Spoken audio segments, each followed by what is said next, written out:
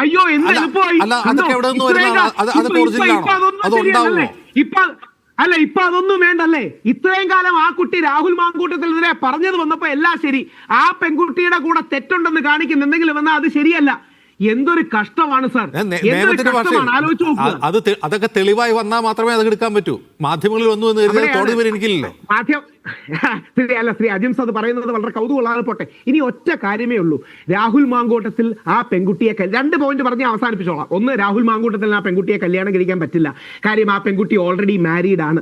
2, പരസ്പര സമ്മതത്തോടു കൂടിയാണ് ഇവർ ബന്ധത്തിൽ ഏർപ്പെട്ടത്. ഇവർക്ക് റേപ്പ് ഒരു കാരണവശാലും അട്രാക്ട് ചെയ്യില്ല. കേരള ഹൈക്കോടതിയുടെയും പഞ്ചാബ് ഹൈക്കോടതിയുടെയും വിധിന്യായങ്ങൾ പ്രകാരം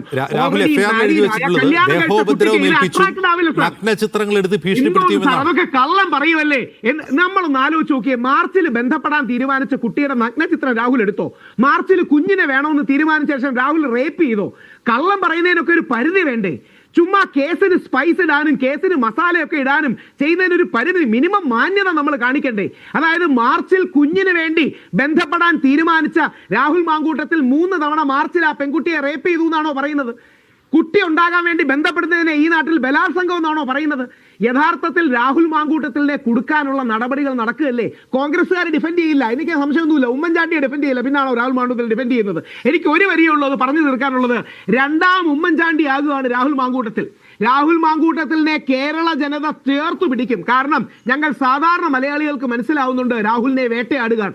രാഹുൽ എന്ന പ്രതിഭയുള്ള ചെറുപ്പക്കാരനെ ഇല്ലാതാക്കാൻ വളഞ്ഞിട്ട് പലരും ശ്രമിക്കുമ്പോൾ സ്വന്തം പാർട്ടിയിലെ ആൾക്കാർ വേണ്ട രീതിയിൽ പിന്തുണ കൊടുക്കുന്നില്ല.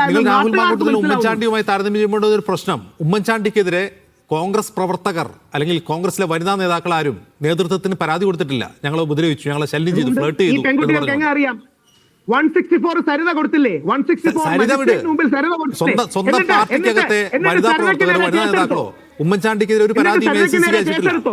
ഇനി സരിത പറഞ്ഞ ആൾക്കാർക്കെതിരെ കേസെടുത്തെങ്കിൽ കോൺഗ്രസ് ആൾക്കാർ ബാക്കി ഉണ്ടാവില്ല. സാർ, ഈ പെണ്ണുങ്ങളെ വെച്ച് രാഷ്ട്രീയം കളിക്കുന്ന കുമാരപിള്ള ലോജിക്ക് നിർത്തണം. അത് മുകേഷിനെതിരെ നിർത്തണം, ശ്രീ സുരേഷ് ഗോപിക്കെതിരെ നിർത്തണം, എൽദോസിനെതിരെ നിർത്തണം, രാഹുൽ മാങ്കൂട്ടത്തിനെതിരെ നിർത്തണം, അല്ലെങ്കിൽ ശ്രീ ഉമ്മൻചാണ്ടിക്കെതിരെ നിർത്തണം. ഇനി ഉമ്മൻചാണ്ടിയുടെ CD തേടിപ്പോയവരല്ലേ നമ്മുടെ നാട്ടിലെ പല ആൾക്കാരും? ഉമ്മൻചാണ്ടിയുടെ CD ഉണ്ടോ എന്ന് തേടിപ്പോയവരാണ് ഇപ്പൊ ഉമ്മൻചാണ്ടിയായിട്ട് രാഹുൽ മാങ്കൂട്ടത്തിനെ കമ്പയർ ചെയ്തെന്ന് പറയുന്നത്. യഥാർത്ഥത്തിൽ നോക്കിക്കോളൂ, ഉമ്മൻചാണ്ടി സാറിന് സംഭവിച്ച അതേ വിഷയമാണ് രാഹുൽ മാങ്കൂട്ടത്തിൽ സംഭവിക്കുന്നത്. ഇന്ന് കോൺഗ്രസ് എണീച്ചതെന്ന് പ്രതിരോധിച്ചില്ലെങ്കിൽ നിങ്ങൾക്ക് 2 വർഷം കഴിഞ്ഞ് അതിൽ ഖേദമുണ്ടാകും, റിഗ്രറ്റ് ഉണ്ടാകും, കുറ്റബോധം ഉണ്ടാകും. അതുകൊണ്ട് ശ്രീ വസന്തിനോട് എനിക്ക് താഴ്മയെ അഭ്യർത്ഥിക്കാനുള്ളത്, ഈ പുരോഗമനവാദി കളി കളയണം. ഇത് രാഹുലിനും ഉണ്ട്. റിനി രാഹുലിനെതിരെ പരാതി കൊടുത്തപ്പോൾ രാഹുൽ പറയാണ് റിനി എന്റെ സുഹൃത്താണ്, അവന്തി എന്റെ സുഹൃത്താണെന്ന്. നിങ്ങളെ നശിപ്പിക്കാൻ നോക്കുന്ന ആരും നിങ്ങളുടെ സുഹൃത്തല്ല. കോൺഗ്രസ് എണീച്ച് നിന്ന് നട്ടല്ലോടെ പ്രതിരോധിക്കണം.